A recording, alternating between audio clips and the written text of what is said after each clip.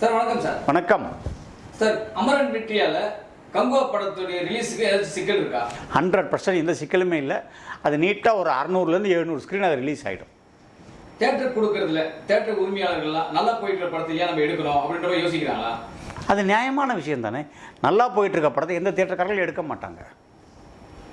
அப்போ எப்படி சார் இருக்கும்? அப்போ கங்குவா ரிலீஸ் ஆகுறதுல சிக்கல் வராதா? தேட்டர் பிடிக்கிறதுல சிக்கல் இருக்காதா? இப்போ நீங்கள் அமரன் எத்தனை தேட்டர் போட்டாங்க, பிரதர் எத்தனை தேட்டர் போட்டாங்க, பிளடி பெக்கர் எத்தனை தேட்டர் போட்டாங்க. பிளடி பெக்கர் போட்ட தேட்டர்காரங்களும் பிரதர் போட்ட தேட்டர்காரங்களும் என்ன பண்ணுவாங்க? அவங்க வேறு படம் மாற்றி தானே ஆகணும். இது நீங்கள் அந்த கவுண்ட் எடுத்து பார்த்தீங்கனாலே ஒரு டிஜிட்டல் 4 சினிமா இருக்குது. இப்போ கியூப் இருக்குது, UFO இருக்குது, சோனி இருக்குது, அந்த PXD இருக்குது. அவங்கள்ட்ட கேட்டிங்கன்னா எவ்வளோ லிஸ்ட்டுன்னு சொல்லுவாங்க. அதில் இந்த அமரன் தவிர மற்ற படங்கள் போட்ட தேட்டர்காரங்களுக்கு படம் மாற்றி தான் ஆகணும், வேறு வழியே கிடையாது. சார், கங்குவாவுடைய எக்ஸ்பெக்டேஷன் எப்படி சார் இருக்கு? கங்குவாட எக்ஸ்பெக்டேஷன் படம் வந்த பிறகு தான் சொல்ல முடியும். இல்லை சார், இப்போ முன்னாடி ஒரு ஆர்வம், அந்த எக்ஸ்பெக்டேஷனு, ரசிகர்களுடைய அந்த கொந்தளிப்பு, ரசிகர்களுடைய ஆர்வம், ரசிகர்களுடைய ஆர்வத்தை பற்றிலாம் நம்ம இப்போ எதுவும் சொல்ல முடியாது. 11ஆம் தேதி அதுக்கு ஓரளவுக்கு புக்கிங் ஸ்டார்ட் பண்ணுறாங்க.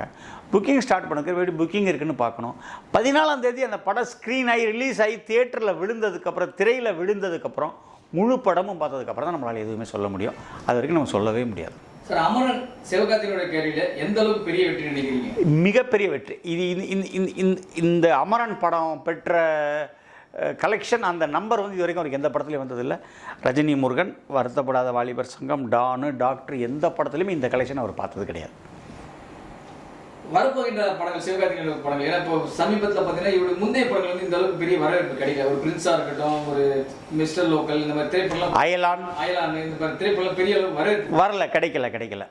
அந்த லெவலில் தாண்டி இந்த படம் எக்ஸ்ட்ரா அடுத்தாப்புல ஒரு ஏஆர் முருகதாஸ் படம் ஒன்று பண்ணிட்டு இருக்காரு, வெங்கட் பிரபு படம் ஒன்று பண்ண போறாரு. இது ரெண்டும் நல்லபடியாக வரட்டுமே. வந்ததுக்கு அப்புறம் தான் சொல்ல முடியும். இப்போ நம்ம எதுவும் சொல்ல முடியாது. இல்லை, அந்த படங்களுடைய சரிவிலிருந்து சிவகார்த்திகேயன் பெரிய லெவலுக்கு அச்சீவ் பண்ணுறாருன்னு எடுத்துக்க முடியுமா? நான் பல முறை சொல்லிட்டேன். ஒரே ஒரு படம் வெற்றி அல்லது ஒரே ஒரு படம் தோல்வி ஒருத்தருடைய அந்த திரை வாழ்க்கையை மாற்றிடாது. அது ஒரு ரொம்ப பெரிய முட்டாள்தனம். சார், சிவகார்த்திகேயன் அவர்களை திடீர் தளபதி அப்படின்ற மாதிரி விமர்சனம் பண்ணுறாங்க. இது எப்படி பார்த்தீங்க? என்கிட்ட அதை பற்றி கருத்தே கிடையாது. அவர் திடீர் தளபதியா இல்லை கொஞ்சம் பொறுமையான தளபதியானு எனக்கு தெரியாது.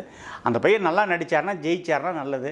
இல்லை நல்லா நடிக்கலை, சுமாரான கதையை தேர்ந்தெடுத்தார்னா கண்டிப்பாக படம் தோல்வி தான் அடைய செய்யும். அது எல்லாருக்கும் பொருந்தும். ரஜினி சாருக்கும் அதுதான், விஜய்க்கும் அதான், அஜித்துக்கு அதான், சூர்யாவுக்கும் அதான், தனுஷ்க்கு அதான், எல்லாருக்குமே அதுதான்.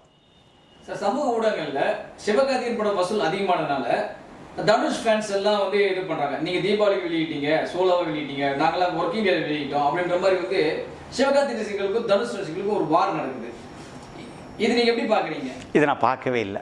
எனக்கு இது தேவையில்லாத விஷயம். அவங்க பாட்டுக்கு அவங்க ஒரு வார் நடத்திக்கிட்டே போயிட்டே இருக்கட்டும், ஒன்றுமே பிரச்சனை இல்லை. Thank you sir. நன்றி.